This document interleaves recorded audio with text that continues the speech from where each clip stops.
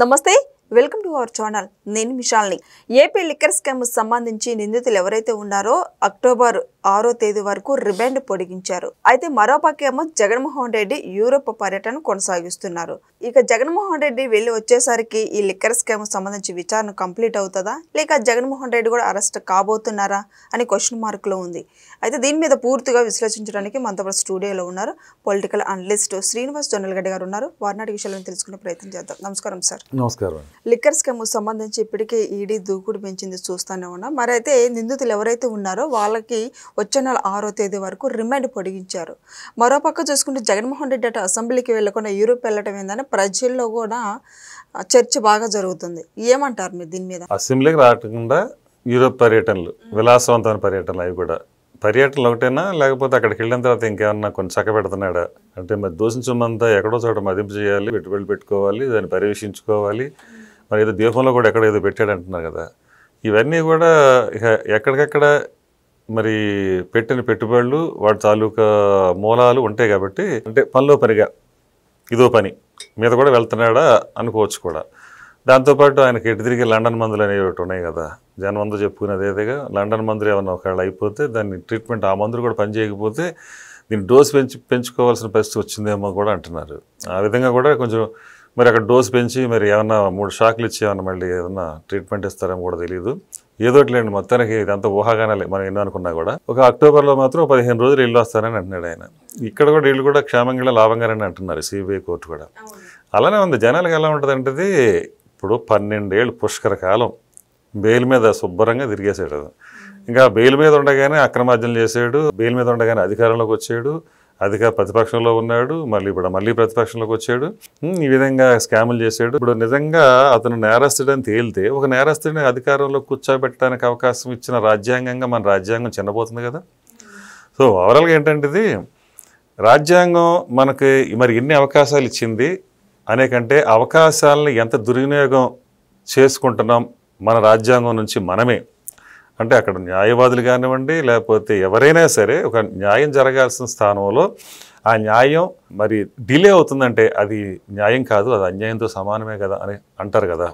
ఇంతకుముందు నుంచి మరి మొదటి నుంచి మరి చాలా కాలంగా ఉన్న మాటే, అది మనం కొత్తగా చెప్పే మాట ఏం కాదు.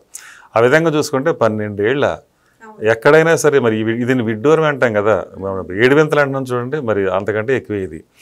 ఎక్కడైనా ఏదన్నా ఒక నిందితుడిని ఏదన్నా అరెస్ట్ చేసి విచారణ జరపాల్సి వస్తే ఏదో 1-2 నెలలు అంటే ఓకే, మరి 6 నెలలు ఏదో చేశారు, ఒక బెయిల్ ఇచ్చారంటే అదో రకం, సంవత్సరం అంటే ఇంకొక రకం. ఇదంతా కాదు, ఏకంగా సంవత్సరాలు గడిచిపోయి దశాబ్ద కాలం దాటిపోయి పుష్కర కాలం అంటే 12 సంవత్సరాలు కూడా దాటిపోయి మరి వార్షికోత్సవాలు చేసినట్టు 12 ఏళ్ళు అయింది. ఇప్పుడు ఇది ఎలా ఉందంటే బెయిల్ అనేది లైఫ్ టైం బెయిల్ అంటారు దీన్ని, అనుకోవాలన్నా చేసేసారు. అంటే ఇప్పుడు ఒక రకంగా హాస్యాస్పదం అయిపోతుంది ఈ చర్చ. ఇప్పుడు మనం చూస్తుంటాం కదా, ఇదిగో సాయంకాలం అరగంట వేసేస్తున్నారు, లోపల వేసేస్తున్నారు, జగన్ అరెస్ట్ అయిపోతున్నాడు, ఇంకెంతసేపు ఇంకొద్దిసేపట్లోనే భారతిరెడ్డిని కూడా లోపల అరెస్ట్ చేసేస్తున్నారు, కాసేపట్లో కూసేపట్లో. ఎక్కడన్నా 3 నెలల నుంచి ఇదే మాటలు. ఏ అనలిస్ట్ ఏ యాక్టివిస్ట్ మాట్లాడినా లేదా బయట ఎక్కడన్నా చర్చలు వచ్చినా ఏం జరుగుతున్నా కానీ ఇంకేం లేదు, అయిపోయిందంతా లోపల వేసేస్తున్నారు. ఎక్కడ వేసారు లోపల, ఎప్పుడు వేసారు?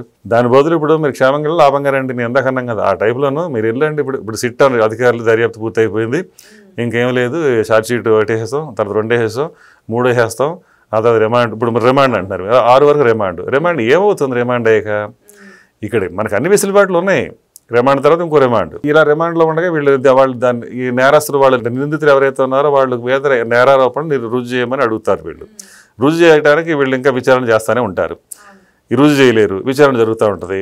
ఆ విచారణ అది ఇంకా అన్లిమిటెడ్, దాన్ని ఏమంటారు, దాన్ని ఇక అంతులేని కథ. ఇప్పుడు మన వివేకానంద రెడ్డి గారు హత్య కేసులో కూడా చూసాం కదా, అదొక అంతులేని కథ. ఇది 42,000 కోట్ల ఏదైనా అవినీతి జరిగింది, అదొక అంతులేని కథ. అంతరంగాలు ఈ రాజకీయాల్లో అంటే అసలు ఎవడ అంతరంగంలో ఏముందో ఎవరికి తెలియదు. ఈ రాజకీయ చదరంగంలో ఎవడ అంతరంగంలో ఏముందో ఎవరికి తెలియదు. అందువల్ల మనం ఈ ఊహాగానాలకి మనం అందరిలాగే ఇంకా ఆలోచించడం ఆపేసి, అఫ్కోర్స్ నేను కూడా ఇదిగో రేపో మాపో అరెస్ట్ కాబోతాడని చెప్పినండి గతంలోనూ. కానీ చూస్తుంటే ఎలా ఉందంటే మనకే న్యాయ వ్యవస్థ మీద సామాన్యులు, మనందరూ సామాన్యులమే, మనం ఇంకా దిగొచ్చిన వాళ్ళం ఏం కాదు, మనకే అలాంటి పరిస్థితి రాకూడదు. ఒక సామాన్యుడికి అతని మైండ్లో ఒక ఏంటి ఈ న్యాయం జరగటంలో ఎందుకింత తాత్సారం జరుగుతుంది, ఎందుకు జరుగుతుంది, కారణాలు ఏమై ఉంటాయి అని వెనక్కి తిరిగి నాణ్యానికి రెండో వైపు చూడటం కోసం సామాన్యుడు మొదలు పెడతాడు. ఇక పెట్టాడు కాబట్టి ఇప్పుడు ఈ పరిస్థితి అనమాట. అంటే రెండు వైపులా నాణ్యానికి చూస్తున్నాడు. దాంతో ఏమైతే విసిగిపోతాడు. అంటే ఈ వ్యవస్థను చూసి ఇంకా అంటే మనం సిగ్గుతో తలదించుకోవాల్సిన పరిస్థితులు రాకూడదు, వస్తున్నాయి అనమాట. ఎందుకంటే ఇప్పుడు సిబిఐ శుభ్రంగా వెళ్ళరామంటుంది. ఫోన్ నెంబర్లు ఇచ్చేసారంటే ఎక్కడెక్కడ తిరుగుతారో అది చెప్పండి. అలాగే ఫోన్ నెంబర్లు కూడా ఇచ్చేసారండి. ఫోన్ నెంబరా నాకా ఎక్కడ ఉందంటున్నాడు జగన్మోహన్ రెడ్డి, నాకు ఫోను లేదు, నాకు నెంబరే లేదు అని చెప్పేసి ఒక వింత విచిత్రమైన హావభావాలతో అతను మాట్లాడుతుంటాడు కదా. మరి ఇప్పుడు ఆ ఫోన్ నెంబరే లేకపోతే ఎవరి ఫోన్ నెంబర్ ఇవ్వాలి? ఇప్పుడు ఇతను పీపీ నెంబర్లు ఇంతవరకు ఉండే ఆ పక్కింటి వాళ్ళు ఎవరిలో ఫోన్ వస్తే పిలిచేవాడు కదా, అలాగే పీపీ నెంబర్ ఏదైనా ఇస్తాడేమో మరి. గతంలో పాత రోజుల్లో ఉండేయాలండి పీపీ నెంబర్లని. అట్లాగే ఇప్పుడు ఇతను కూడా ఏదో పీపీ నెంబర్ ఇచ్చిపోతాడేమో తెలియదు. మరి యూరోప్ వెళ్ళొచ్చిన తర్వాత సిబిఐ కోర్టుకి హాజరు కావాలనే సమాచారం వచ్చింది. ఇక జగన్మోహన్ రెడ్డి నిజంగా హాజరవుతారు? గతంలో కూడా ఇలానే హాజరు కమ్మన్నారు కానీ కాలేదు. ఇప్పుడు హాజరు అవుతారంటే ఏమంటారు మీరు? ఏమంటారంటే అతను ఏం కావాలంటే అది చేస్తాడండి. వెళ్తాడు, వస్తాడు, అతను పనులు ఏమన్నా చక్క పెట్టుకుంటాడు, ఆరామ్సే ఎక్కడైనా మందులు ఏమైనా కావాలని తీసుకుంటాడు, ట్రీట్మెంట్ తీసుకుంటాడు, తనకు కావాల్సిన పనులను చేసుకుంటాడు. ఆ తర్వాత ఈ లోపల వస్తాడు, అక్కడెక్కడ పారిపోయాడు. అతనేమని అవసరం అంటే పారిపోతాడని అంటున్నారు కానీ పారిపోయే అవకాశం అసలు లేనే లేదు. శుభ్రంగా వస్తాడు. అతనికి అది చాలా ధైర్యంగా ఉన్నాడు అతను.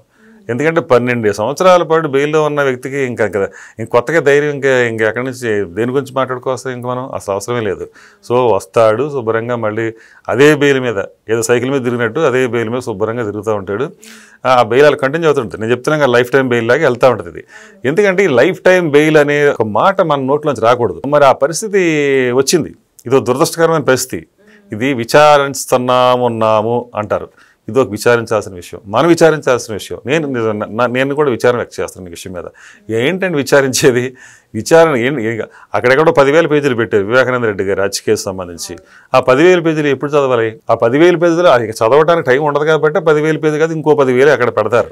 అది అవదే కది ఇక అదే అంతులేని కథ అనమాట. ఇక్కడ కూడా అంతే. ఇక్కడ ఏమంటే ఒకటి కోడి దొబ్బితే జైలు, కోట్లు కొట్టేశారనుకోండి బెయిలు. అలానే ఉంది. ఈ మాట నేను ఇదివరకు ఎప్పుడే చెప్పాను. అలాగా ఇక్కడ అంత విడ్డూరం అయిపోకూడదు న్యాయ వ్యవస్థ అనేది. న్యాయ వ్యవస్థ ఇప్పుడు సుప్రీంకోర్టే చెప్పింది సత్వరమే కేసులు ఎక్కడెక్కడ పరిష్కరించేయాలి, కింద కోర్టులో ఎక్కడ సరే ఆలస్యం జరగకూడదు, జాప్యం జరగకూడదు, వీలు లేదు అని హుకుం జారీ చేసేసి అప్పుడప్పుడు ఒకసారి ఏదో కొరడా తీసి ఇలా అని పక్కన కొడద్దు, ఎవరిని కొట్టదు, పక్కన ఒకసారి ఇలా జులిపేస్తాను, కొరడా జులిపేస్తుంది అంతే. ఆ కొరడా దెబ్బ ఎవడో తగలదు అసలు. పక్కన ఊరి గాల్లో కొడితే ఏమవుద్ది, అలా కొట్టినట్టు కొడుతుంది అనమాట. కొట్టంగానే అందరూ ఇంకేముంది సుప్రీంకోర్టు హుకుం జారీ చేసేసింది, ఈ ఎక్కడెక్కడ కేసులు మరి చాలా దీర్ఘకాలంగా ఉన్న కేసులన్నీ కూడా ఇమీడియట్గా పరిష్కారం అయిపోవాలి అని ఊరికే చర్చ. ఆ తర్వాత పొలిటికల్ గాను బయట కానీ ఇంకా సోషల్ మీడియాలో మళ్ళీ ఉంటాడు అందరూ కాసేపు మాట్లాడేసుకుని అయిపోయింది అనుకుని మళ్ళీ ఇంకో టాపిక్లోకి వెళ్ళిపోతారు తెల్లారితే. అలాగా నాకు ఎందుకు ఇంత ఈ రకంగా మాట్లాడాలనిపిస్తుంది అంటే, ఒక కేసు పురోగతి సాధించాలంటే ఇంతకాలం అవసరమా? రేపో మాపో సిట్ అయిపోయిందా ఇంకా అరెస్టు అది ఇదని మనం ఇవన్నీ ఊహాగానాలన్నీ చెప్పుకుని మనం కూడా విసిగిపోయాం. మరి రేపు 6వ తారీఖు రిమాండ్ అంటారు. ఆ తర్వాత మరి ఒకవేళ అరెస్ట్ చేయాల్సి వస్తే ఎక్కడికి వెళ్ళి అరెస్ట్ చేస్తారు? లండన్ పోతారా వీళ్ళని? సిట్ అధికారులు లండన్ పోయి, లేదా ఈడీ అధికారులు లండన్ పోయి అరెస్ట్ చేసుకొస్తారా? లేదా లండన్లో పోయి మీరు అర్జెంట్ సాయంకాలం ఫ్లైట్ ఎక్కేసేయండి అని వీళ్ళే డబ్బులు పెట్టేసి తీసుకొచ్చి ఇక్కడ లోపల తీసుకెళ్ళి చల్లపల్లికో లేకపోతే రాజమండ్రి జైలు పంపిస్తారు? ఏం పంపించరుగా. అంటే అలాగని ఎవరైనా అనుకుంటున్నారా? అంటే ఇక్కడేమో అద్భుతాలు జరిగిపోతాయని ఏ సామాన్యుడు అనుకోవట్లేదండి.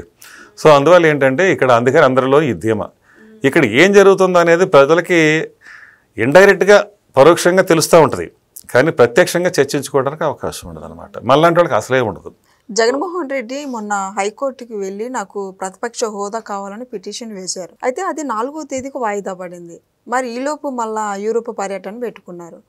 ఏంటి మరి అసలు దీనికి? ఇది చెప్తున్నాం కదండి, దానికి కూడా ఏదో తీర్పు వస్తుంది రేపో మాపో, లేకపోతే ఇంకొక 4 నెలలకు 4 ఏళ్ళకు ఏదోటి. అంటే ఇక 2029 వచ్చేస్తాయి. 2029 వరకు కూడా కావాలంటే ప్రతిపక్ష నేత హోదా వస్తారా అదే దాన్ని అప్పుడు దాకా కూడా తీసుకెళ్ళవచ్చు, అది ఇబ్బంది ఏమి లేదు. లేదంటే దాన్ని ఏమో ఈ కోర్టు కాదు ఆ కోర్టు కాదు ఇంకో కోర్టు, పై కోర్టు, సుప్రీంకోర్టు అన్నీ ఉంటాయి కదా మనకి వెసులుబాట్లన్నీ. వాళ్ళు కూడా విచారణలు, నాట్ బిఫోర్ మీలు, లీవులు, సెలవులు, దసరా సెలవులు, సంక్రాంతి సెలవులు, సమ్మర్ హాలిడేసు, అందువల్ల ఇది ఇంకా విచారణ కొనసాగుతూ ఉంది, జరుగుతూనే ఉంటాయి. ఒకవేళ ఓకే ప్రతిపక్ష నేత అతను హోదా వస్తే ఏంటి, రాకపోతే ఏంటి? ప్రజలు ఇచ్చేశారు కదా నీకు మ్యాండేట్, నువ్వేంటి అని చక్కగా ఓ స్టాంప్ అట్లా వేసి రాజమౌళి స్టాంప్ లాగా ఇది నువ్వు అని చెప్పిన తర్వాత ఇక నువ్వు ప్రతిపక్ష హోదా నేతని పిలిపించుకుంటే ఎంత, పిలిపించుకోకపోతే ఎంత, అదంతా పక్కన పెడితే ఇవన్నీ జరిగిన అక్కడుంటే ఇక్కడున్న తీర్పు అంటే దాని ప్రకారం అది వస్తుంది. దానివల్ల ఒరిగేది లేదు, జరిగేది ఏమి ఉపయోగం ఏం లేదు. మరి వైసీపీ నేతల పరిస్థితి ఏంది? ఇప్పుడు జగన్మోహన్ రెడ్డి యూరోప్ వెళ్తున్నారు, ఇక వైసీపీ నేతల పరిస్థితి ఏముందండి, ఇప్పుడులానే ఉంటుంది. అంటే గతంలో ఢిల్లీ ఏమో పర్యటన జగన్మోహన్ రెడ్డి వెళ్తే ఆ లోపే జగన్మోహన్ రెడ్డి అక్కడ ఉండగానే విజయసాయి రెడ్డి రాజీనామా చేశారు. మరి ఈ లోపు కూడా ఇప్పుడు యూరోప్ వెళ్ళిన పర్యటనలో ఈ లోపు ఇంకెవరైనా రాజీనామా చేసే అవకాశం ఉందంటారా? ఏముందండి అంటే అనుకోవచ్చులేండి, ఒకసారి లండన్ పోయేసి ఇక్కడ చంద్రబాబు నాయుడు అరెస్ట్ చేయించినప్పుడు నాకేం సంబంధం లేదు, నేను లండన్లో ఉన్నాను, ఇక్కడ పోలీసులు ఎత్తేసారు అన్నాడు.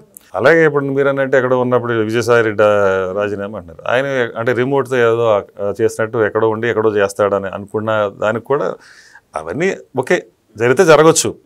కానీ ఇప్పుడు వాళ్ళు ఏమనుకుంటే అవి అయితే ప్లాన్ ప్రకారం వెళ్ళిపోతున్నారు. ఇక్కడ కూడా వీళ్ళు కూడా రఫా బ్యాచ్ ఏదైతే ఉందో వైసీపీ గణం అలాగే ఇప్పుడు ఎలా అంటారంటే ఇది ఒక రకంగా కాలకేయాలు అంటారు చూడండి, ఆ పద్ధతిలో వీళ్ళు ఉంటారు. వీళ్ళు ఇక ఎక్కడైనా వాళ్ళ నోటి నుంచి మేము వస్తే ఇంతకంటే ఎక్కువ ఏదో చేస్తాం, అది చేస్తాం, ఈ రోడ్లకి అసలు అద్దాలు చేసేస్తాం, మేము అద్దాల మేడల్లో మీకు బతుకులు చూపించేస్తాం, అవి ఏం చెప్పరు. మెడలకు వస్తాం, పీకలకు వస్తాం, బలిదానాలు చేస్తాం, రక్తాలు ఏర్లై పాటిస్తాం, ఇవే కదా. సో మరి ఇంక ఇవన్నీ ప్రజలు అర్థం చేసుకున్నారు కాబట్టి మరి రాబోయే రోజుల్లో ఇక్కడ ఒకటండి, ఇక్కడ పార్టీల భవిష్యత్తు కాదు, ప్రజల భవిష్యత్తు వాళ్ళు చూసుకోవాలి. పార్టీ ఇవాళ ఒక పార్టీ ఉంటుంది, ఇంకో పార్టీ వద్ద ఒకవేళ ఇవాళ ఇంకో ముఖ్యమంత్రి ఉంటే ఇంకొక పార్టీ అధికారంలోకి రావచ్చు. కానీ అధికారం ఎవరికి ఇవ్వాలనేది ప్రజలు చూసుకోవాల్సిన విషయం. అది అంటే వాళ్ళ బాగోగులు వాళ్ళంతటా వాళ్ళే నిర్ణయించుకోవాలి. ఏ పార్టీ లేకపోతే ఎవరు వస్తే ఏ వ్యక్తి వస్తే మా బతుకులు బాగుపడతాయి అనేది ప్రజలు ఆలోచించుకోవాలి. అది మానేసి నిర్లక్ష్యంగా ఓటీవీలో కూడా తెలియకుండా ఆ ఓటేసే రోజునేమో టీవీల దగ్గర కూర్చుని అది అక్కడ వీళ్ళు ఊహాగానాలు అవన్నీ వాళ్ళు రావాలి వీళ్ళు రావాలంటాం, వీళ్ళే చెప్తా ఉంటారు ఓటేయడానికి ఎవడ పోలేదు, ఇవి వెళ్ళనోడే చెప్తాడు అనమాట. వాళ్ళు అంతగా ఆ రకంగా ఉన్న వ్యవస్థ ఇది. మొత్తం ప్రజలు మారాలండి ఓవరాల్గానే. అందువల్ల ప్రజలు మారితేనే ఇప్పుడు ఇలాంటి నిందితులుగా ఉన్న వాళ్ళు నేరస్తులుగా నిరూపించబడటానికి ఇలా ఎన్ని సంవత్సరాలనే పట్టేస్తుంది. సో ప్రజల్లో మార్పు రావాలి ముందు. అప్పుడు ప్రజల్లో మార్పు వస్తే ఇవన్నీ వ్యవస్థలు మారుతాయి.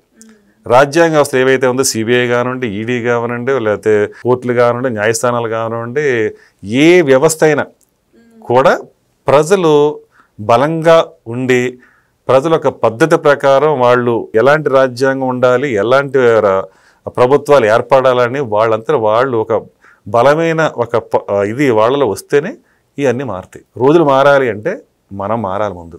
సో ఇదంతా చూశారు కదా, జగన్మోహన్ రెడ్డి యూరోప్ పర్యటన అయితే కొనసాగిస్తున్నారు. అయితే నెక్స్ట్ జగన్మోహన్ రెడ్డి వెళ్ళొచ్చిన తర్వాత సిబిఐ కోర్టులో హాజరు అవుతారా లేదా అనేది నెక్స్ట్ వీడియోలో తెలుసుకుందాం. Thank you sir. నమస్కారం.